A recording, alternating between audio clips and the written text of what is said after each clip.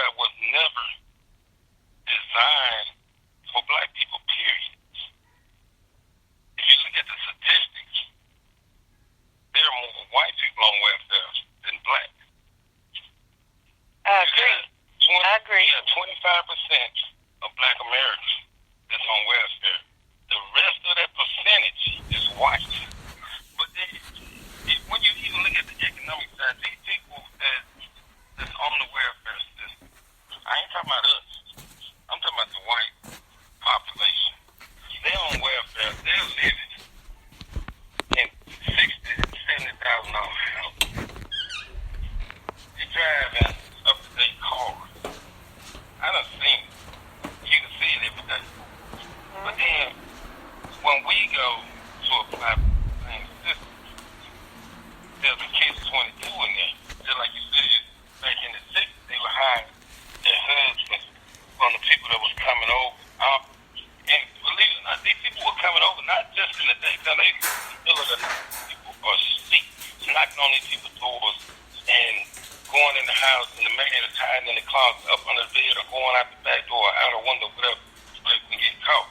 That same system still works today. People don't realize it.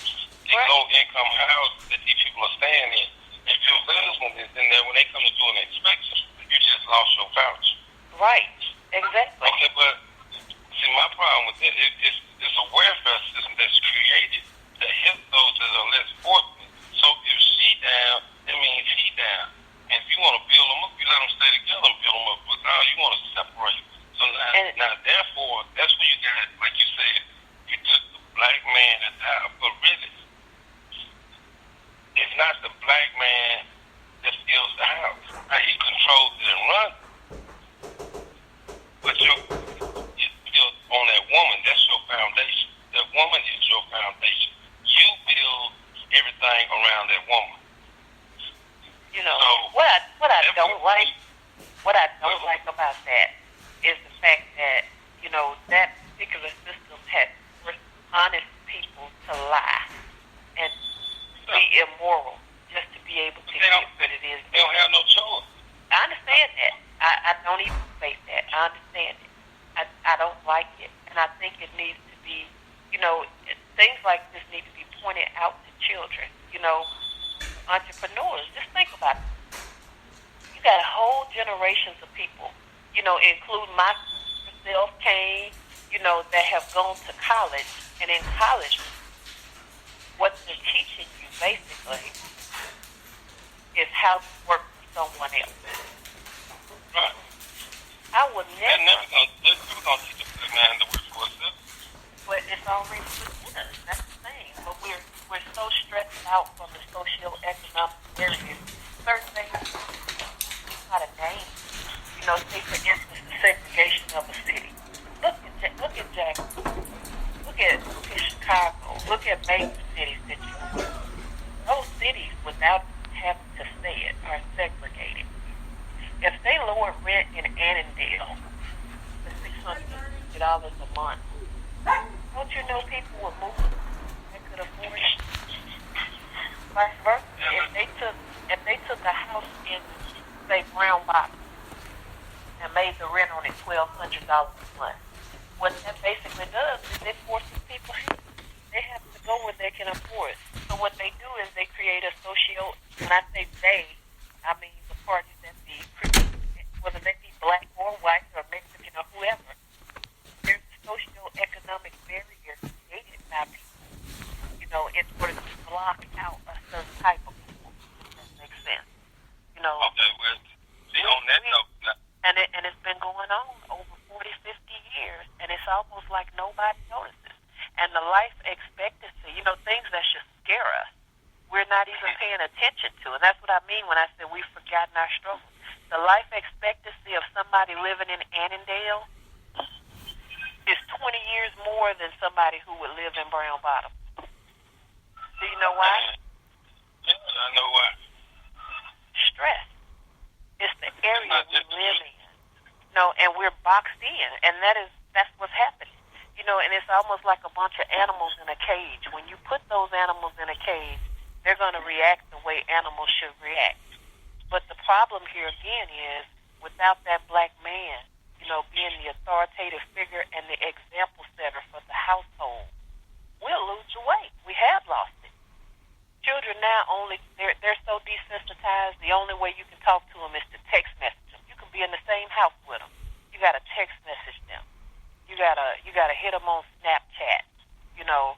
Shopping is the only place you see people, and pretty much, black people have even stopped shopping. Now they're ordering things online, having it delivered to the house, and they forgot all of the struggles, all of the struggles by other people before them. That had to endure so much just so they could be able to have those privileges. It's almost like it's almost like that particular timeline from the 30s to the 60s did not exist. Almost. Well, the 30s and 60s wasn't good years. From the 30s to the 60s was not good years for black people. I understand, but we should never, ever forget. Well, you shouldn't forget it, but the problem is, okay, if you put it in a nutshell, what's the best way to control a population of people? If you want to control just one section of people, and which we're going to say black, you want to control them, how do you control them? Money, financial hardship. It brings about every other problem. No, it's not. You don't even use it. It's not money. Okay, I'm a Christian, true enough. I have my own beliefs of the way Christians are. I don't believe there's no way possible that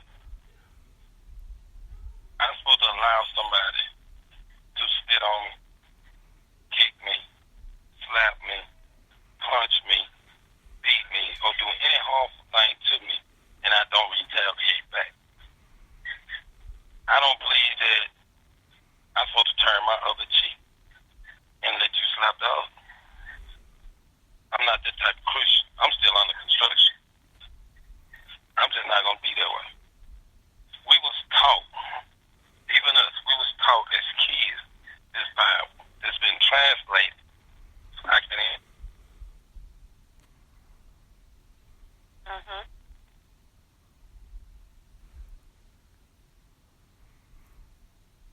Did we lose him?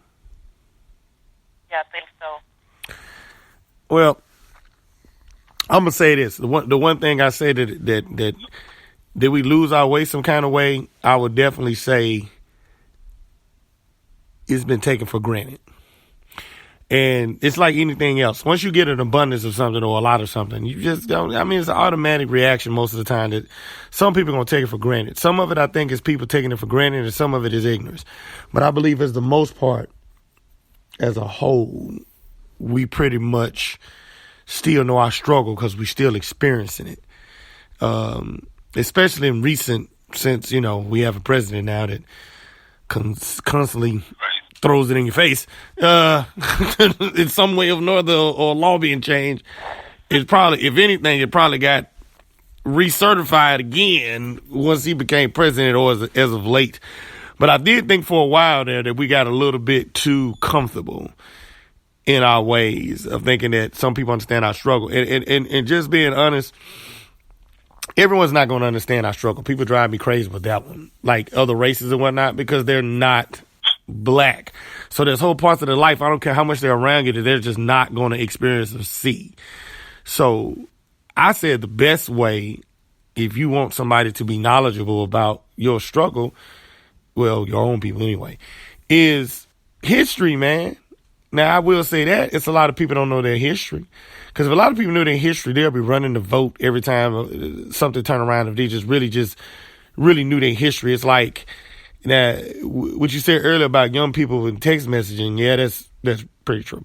So the problem is, if you want the younger generation to relate more to something in history, you're going to have to put it either in video, social media, or a movie, because they do not read. I mean, you know what? I ain't going to even say they.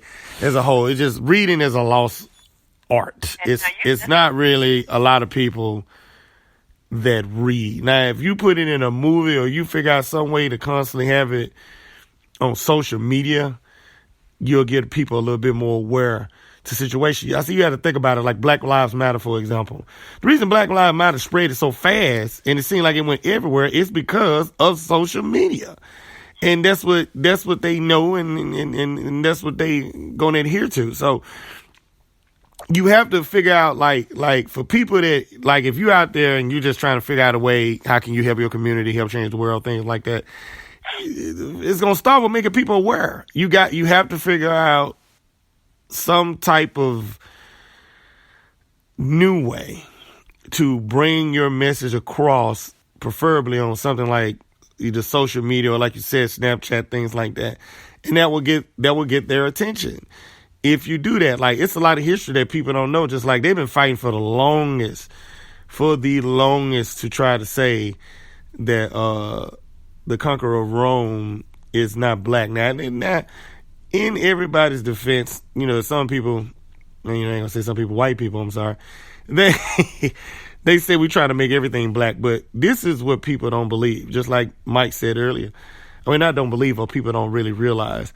Like Mike said earlier, we, even before Christopher Columbus actually found America, you know, first of all, you couldn't find America because the people already living here. Let's point that out. But black folks, the more they go through history, the more archaeologists are finding, you know, bones and the more things they're finding out about history, you know, 2,000 and 3,000 years ago, the more they finding out black folks pretty much were everywhere. Even way back in time before jokers even knew boats was even crossing the ocean, you still had black folks in continents that they never thought black people were. You know what I'm saying?